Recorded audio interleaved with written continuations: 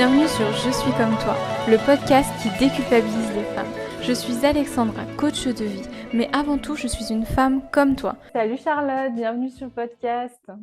Salut Alexandra, merci. Je suis ravie de te recevoir aujourd'hui. Comment vas-tu? Bah écoute, je vais très bien. Et toi? Ça va aussi, je te remercie. Est-ce que pour les auditrices qui nous écoutent, tu pourrais te présenter un petit peu sur ton parcours? Qu'est-ce que tu fais aujourd'hui?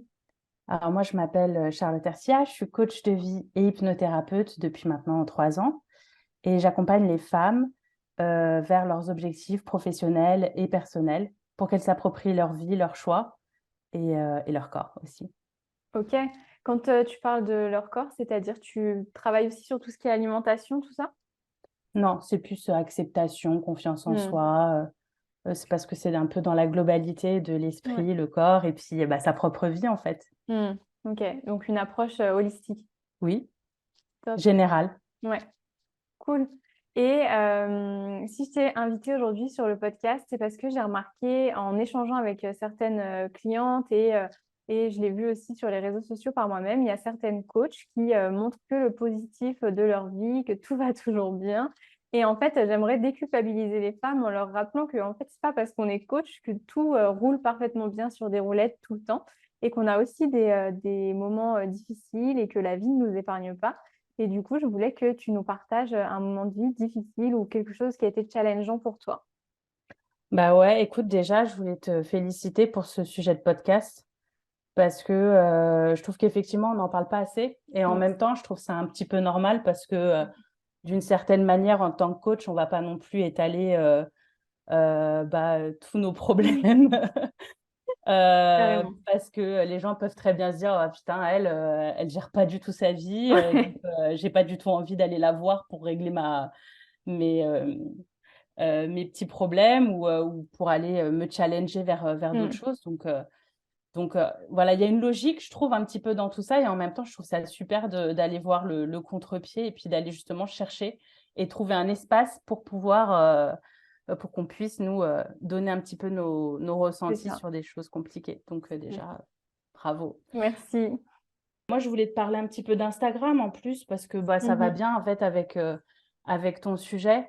Et puis moi, voilà, sur mes débuts, quand j'ai commencé en fait à me mettre sur Insta, donc au début, c'était un petit peu compliqué parce que j'avais pas envie dans un Ok. premier temps. Je devais le faire parce que pour monter son projet Mm. en ligne, il faut Ouais. bien choisir à un moment un moyen de se rendre visible d'une manière ou d'une autre.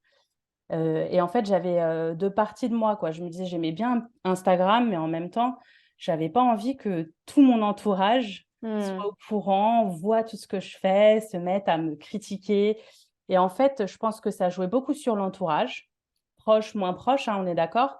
Et en plus, il y avait aussi, toute la partie, tous ces gens que je connais pas, Mm. ces fameux haters qui pourraient, venir, un petit peu me challenger, sur des trucs. Donc au début, ouais, j'avais pas envie de passer le cap pour ça et puis, je me suis fait coacher et puis de toute façon, j'étais, très déterminée, dans mon objectif donc bon, il y avait pas, voilà, il y avait pas trop de quoi se questionner pendant trop Ouais. longtemps. Fallait passer à l'action Ouais. et j'avais envie de passer à l'action. Donc je l'ai fait, mais double tranchant. Donc une fois que tu as dépassé, la peur du regard des autres, enfin et encore tu l'as pas vraiment dépassé parce que Ouais. tu vas te rendre compte pourquoi. Derrière, je me suis retrouvée hyper perfectionniste. Ok. Donc tous mes posts, tout ce que j'avais envie de balancer, c'était passé au crible. Ça passait beaucoup enfin je passais beaucoup de temps dessus. C'était, du coup très compliqué pour moi d'avoir des semaines avec, des posts à mettre en ligne. Enfin, ça Mm. générait beaucoup de stress chez moi et finalement je me suis dit: «Mais en fait, tu as l'impression que tu as dépassé un truc, mais pas du tout. En fait, c'est encore là et ça te suit dans une espèce de perfection, dans une pression Mm. quotidienne que tu te mets». Parce que finalement, en fait, ce côté perfectionniste était encore lié au regard des autres, à ce que les gens allaient dire de ton poste. Ouais, j'ai essayé de contourner par tous les moyens, la possibilité de vivre, une émotion très inconfortable en lisant un commentaire ou alors en m'imaginant des proches dire de moi que ce que je fais, c'est de la merde, Mm. que c'est nul, que c'est pas intéressant, que je suis pas à ma place, enfin bon, voilà, toutes les pensées Mm. qui peuvent nous traverser avant de poster, quoi. Et Ouais, ouais. le seul truc, c'est que là, je me pourrissais vraiment la vie, quoi, parce que Ah ouais. bah, ça me prenait plus de temps. Donc, Mm. et puis mon métier, moi, c'est pas de créer des posts, c'est de coacher. Donc, Mhm. c'est une visibilité, c'est un moyen par lequel j'avais envie de... Enfin, voilà, j'étais décentrée, en fait, Ouais. de mon objectif de base, qui était tout simplement de parler de bien-être, de mieux-être, de développement personnel et de Mm. coaching, quoi. Ok. Et du coup, qu'est-ce qui se joue en toi à ce moment-là? Comment tu te sens? Qu'est-ce qui se passe? Qu'est-ce que c'est tes émotions? Bah, moi, sur le coup, c'est du stress, quoi. Du stress et de l'anxiété. C'est pas de plaisir. Pas Mm. un seul moment du plaisir. C'est constamment chercher des idées, chercher. En plus, je trouve que dans ces moments-là, ta créativité, elle se fait la malle parce qu'elle Ouais. est tellement submergée par tout le reste que tu as l'impression que trouver une idée de poste, c'est l'Everest. Donc, Mm. Je suis que pas tellement du d'accord avec tout. toi. Ouais. Ouais. T'as ressenti ça aussi, toi, à un moment? Ah ouais, carrément. Mais en fait, Mm. au début, mais la même sensation que toi, je vais parler de coaching, mais sur mon compte Insta, déjà, il y a tous mes proches. Est-ce que je dois faire un autre compte Insta, un compte Insta pro? Mais de toute façon, ils vont forcément tomber dessus un jour. Et qu'est-ce qu'ils vont dire? Ça, ouais, carrément. Et plus j'y pensais, et moins j'avais envie d'y aller déjà. Et plus, du coup, bah, créer du contenu, c'était me forcer. C'était presque aller au bagne, tu vois, quand je me mettais devant mon Mm. ordi pour créer un post, c'était l'enfer pour moi. Ouais. Ouais, on se retrouve. Et Ah c'est ouais. marrant ce truc aussi sur les proches. Mm. Parce que finalement, c'est pas tant ceux que tu connais pas, c'est plus ceux que tu connais. Oui. Alors que, bon, bah, ceux que tu connais, on se dit, s'ils traînent avec toi, s'ils t'appellent, ouais, c'est qu'ils t'apprécient, quoi. C'est pas juste Mm. pour, voilà. Mais Mais ouais, c'est le justement, truc des proches, c'est... ouais, c'est justement parce que c'est des personnes à qui on tient et qu'on aime et on n'a pas envie, en quelque sorte, de les Ouais. décevoir, même si ce ne sera pas forcément de la déception. Je pense pas qu'il y ait de la déception chez eux, mais c'est peut-être moi ce que j'ai ressenti en tout cas, ce côté déception, ouais. Ouais, peur d'être jugé aussi Ouais, et d'être rejeté par ceux que t'aimes. carrément. Ça, c'est Mm. effroyable. Donc voilà. Mm. Et du coup, comment tu as fait pour surmonter cette étape, pour surmonter ça? Eh ben, je me suis fait coacher. Donc, je veux pas prêcher pour ma paroisse, mais en même temps, voilà, c'est le cas. C'est vrai que je me suis fait coacher, que l'engagement que j'ai pris avec ma coach à ce moment-là, ça m'a permis déjà de me détacher, en fait, Mm. de ce que j'étais en train de créer. C'est-à-dire que je ne suis pas en train donner une partie de moi. Ce n'est pas moi, en fait. C'est pas l'entièreté de ce que je suis. J'ai réussi, du coup, à me détacher, en fait, de ce que je créais et puis aussi à pas toujours créer quelque chose de parfait. Mm. Donc, à aller aussi dans des choses un peu plus légères sans tout le temps devoir avoir le truc. Et puis aussi, ouais, voilà, il y avait des techniques, en fait, Mhm. aussi de batching, d'aller chercher un peu plus dans le quotidien, d'en faire un mode de vie plutôt qu'un mode de travail. Ouais. Donc, voilà, ça fait pas mal de tips, mais disons que de toute façon, tout est très personnel. Donc, il faut réussir à trouver un petit peu sa manière à soi de prendre plaisir à ce que tu es en train de faire et en même temps sans trop se mettre soi dedans. Enfin, ne Mm. pas oublier que voilà, quoi, que on est juste en train de créer du contenu, que demain, c'est déjà passé, qu'on est déjà sur autre chose, que c'est déjà plus nous finalement aussi, Mhm. parce que parfois, on l'écrit et puis on évolue quoi derrière. Donc déjà, ça crée du détachement. Puis après, au niveau des amis, enfin en tout cas des proches, j'ai été surprise en fait du soutien Ah ouais. que j'ai pu obtenir derrière. Donc en fait, et ça en fait, tu te rends compte que ça te le prouve que si tu sautes le pas. Ouais, oui. Et ça c'est cool parce que tu te dis bah en fait j'ai bien fait parce que bah on est sur la même longueur d'onde. Et puis bon après, quand bien même il y en a qui sont pas sur la même longueur d'onde, Mm. c'est pas grave. Enfin, Mm. finalement. finalement, on passe à autre chose. Et puis, pour ceux que je connais pas, genre ces fameux haters, je me dis aussi un truc qui revient assez souvent, c'est de me dire que c'est toujours celui qui fait pas grand-chose qui va avoir la première chose la plus facile à faire, qui va être de critiquer. T'en as eu déjà? Alors que non, franchement, j'ai eu des critiques Ouais. sur des posts, des gens enfin, qui se sont sentis, je pense, voilà, que ça a résonné chez eux, quelque chose de très fort, et ça leur a donné envie d'exposer très Mm. fortement leur point de vue, sans pour autant trop me sentir. Enfin, moi, je me suis pas sentie attaquée. J'ai plutôt senti que eux s'étaient sentis attaqués. C'est ça enfin, que j'ai trouvé dommage Ouais. pour eux, quoi, parce que Ouais. c'est pas le cas, quoi. C'est pas le Mm. but. Bah non, surtout que tu vises personne en particulier quand tu écris un Ouais, post. c'est Donc, ça. mm. Et du coup, comment tu gères, par exemple, une critique comme ça, même si c'est pas forcément contre toi, que c'est la personne qui se sent attaquée, tu réponds à ses commentaires, tu fais comment? Ça dépend. Il y a des fois où je réponds, il y a des fois où je réponds pas, mais la plupart du temps, j'ai pas trop envie de rentrer dans un débat. Je suis plus à dire, soit je vois que la lecture, elle est pas bonne. Et Mhm. à ce moment-là, je dis tout simplement à la personne que c'était pas ce que je voulais. Enfin, ce qu'il est en train de lire de mon post, c'est pas ce que j'ai dit. Mm. Et donc, je dis que voilà, qu'il faut que la personne relise et peut-être s'attarde un peu plus sur les détails plutôt que sur ce qu'elle est en train de raccourcir ou d'interpréter. Donc, soit je dis ça, soit sinon je réponds, mais je me prends pas la tête. Franchement, voire je pourrais ne pas répondre, quoi. Je suis Carrément. pas, ouais, ouais, je suis pas, je vais pas m'acharner. Je pense que on expose son point de vue, pas pour que les autres y adhèrent, Ouais. finalement. On l'expose pour que peut-être eux réagissent, pour que peut-être eux se repositionnent, mais pas pour convaincre, en fait. C'est pas mon but. Et puis de Franchement, pas toute du tout. façon, on ne peut pas plaire à tout le monde, je pense aussi. Donc c'est Non. normal qu'il y ait des personnes qui ne soient pas d'accord avec nous et qui émettent des jugements, des critiques. En fait, c'est OK. Et finalement, là, on parle vachement de réseaux sociaux et de Instagram notamment, mais ça va être pareil dans la vraie vie. Je vais donner un exemple totalement simple par rapport au physique notamment et par rapport à ta façon de t'habiller. Moi, j'adore mettre des jupes avec des bottes qui montent super haut. Et ben, au début, non, je n'osais pas le mettre parce que qu'est-ce qu'ils vont dire les gens et qu'est-ce qu'ils vont penser? Ça fait peut-être un peu, je sais pas, pétasse ou quoi. Mais en fait, je me suis rendu compte que bah, il y en a qui aimaient, il y en a qui aimaient pas. Et de toute façon, c'est la vie en général. Tu peux pas plaire à tout le monde. Et toi, tu n'aimes pas tout le monde non plus et tu n'aimes pas tous les styles vestimentaires. Et ça, c'est totalement OK en fait. Ouais, en fait, ce qu'il faut faire, c'est vraiment le truc qui te plaît. Parce que je trouve que c'est Hmm. vrai qu'il n'y a rien de pire que de mettre une robe longue avec des mocassins, alors que tu te sens bien que en cuissarde avec C'est clair. une jupe, quoi. Parce que après, derrière, tu te fais critiquer pour ta robe jaune avec des mocassins. J'ai rien contre cette tenue d'ailleurs.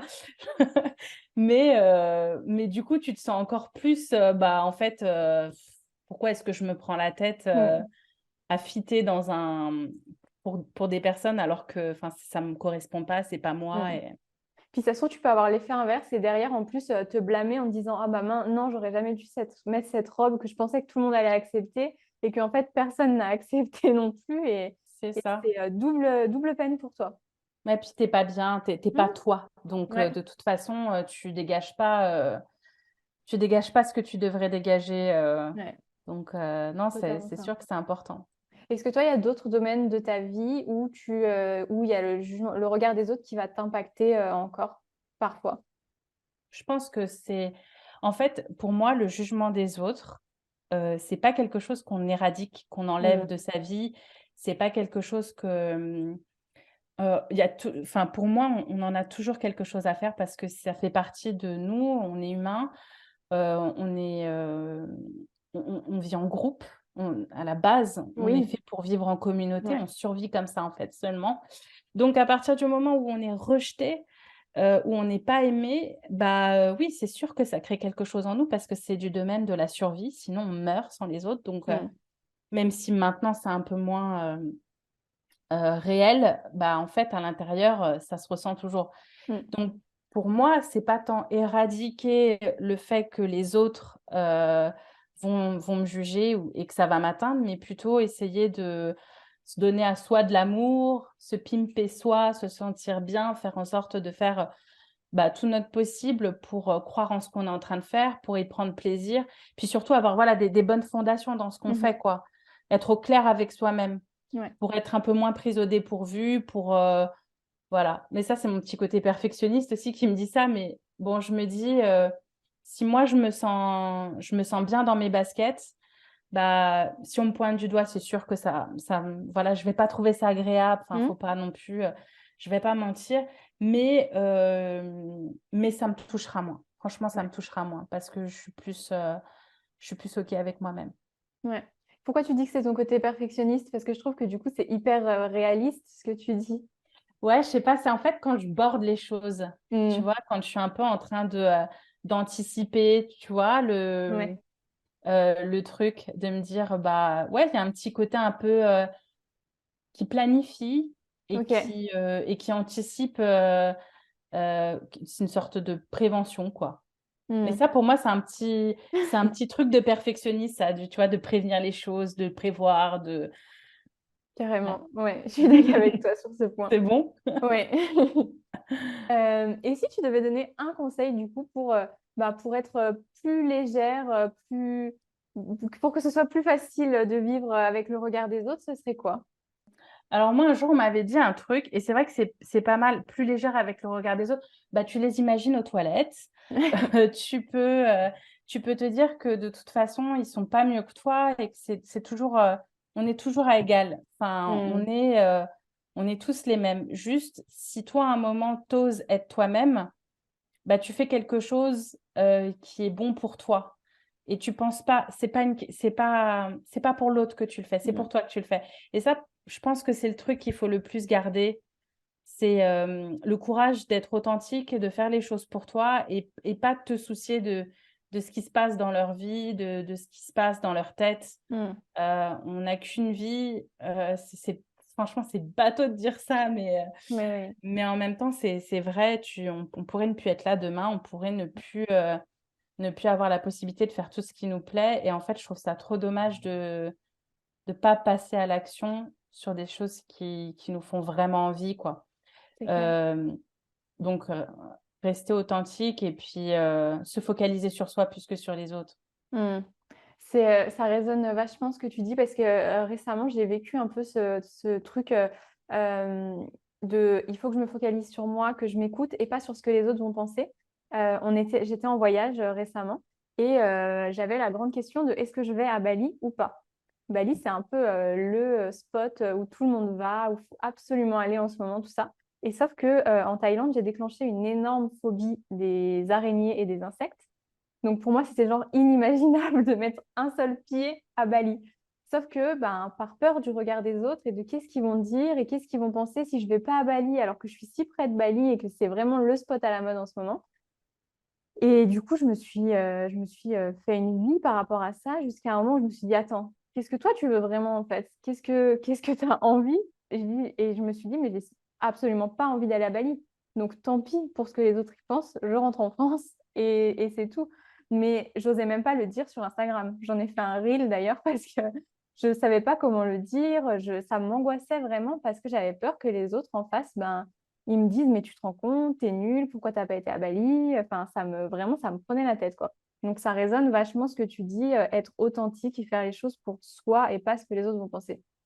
Ouais, et puis ensuite, après, tu vois, il y a un truc où ouais, on a envie d'être un peu droite Mm, dans ce qu'on fait, linéaire en tant que coach. Encore une fois, on revient sur ce truc de se dire, oui, c'est vrai qu'il nous arrive des trucs. Il y a des fois, on fait des mauvais choix, on se trompe, on est peut-être des très bons accompagnateurs, mais on est nous aussi accompagnés, hein, on bien est sûr. humains. Et, euh, et ouais, il y a ce truc d'avoir envie de paraître logique Mm, ou sensé ou bien sur les réseaux pour se sentir, OK, tu vois, je gère, je peux mm. t'accompagner et tout, machin. Alors que, non, en fait, nous aussi, on se trompe. Mais oui. Nous aussi, on se fait avoir par notre mental qui nous met des choses devant les yeux et qui nous fait croire que Mm. on veut faire ou on veut pas faire. c'est tout à fait normal, quoi. Carrément, carrément. Et du coup, si les personnes qui nous écoutent veulent te retrouver et veulent venir échanger avec toi, où est-ce qu'elles peuvent, te retrouver? Alors, bah, sur Instagram, Mmh. déjà, je réponds, aux DM, que ce soit par écrit, par note vocale. Je prends aussi des quick coaching qui sont des petites, sessions pour, bah, juste pour faire un appel ensemble. C'est un petit peu, voilà, pour savoir si oui ou non il y a le feeling. Et puis pour les marseillaises, bah, vous pouvez venir, me voir, aussi, et prendre un rendez-vous, au cabinet. Voilà. J'étais étonnée quand, tu as mis que tu étais de Marseille, donc pour la petite histoire sur le petit document qu'on a fait, avant, parce que je ne trouve que tu n'as pas du tout d'accent. Non, avant j'étais à Paris. Ah oui. Je suis à Marseille depuis, bah, avant le covid. OK. J'ai eu un peu de la chance, de partir avant. Donc ouais, non, je suis de Paris à la base. OK. Tu pas une vraie, Marseillaise avec le petit Bah non, accent du sud. malheureusement. Bah non, j'aimerais bien. Mais en plus, je traîne pas avec, suffisamment de Marseillais, et de Marseillaises pour prendre l'accent. Donc pour le moment, je reste avec, mon petit accent de Parisienne.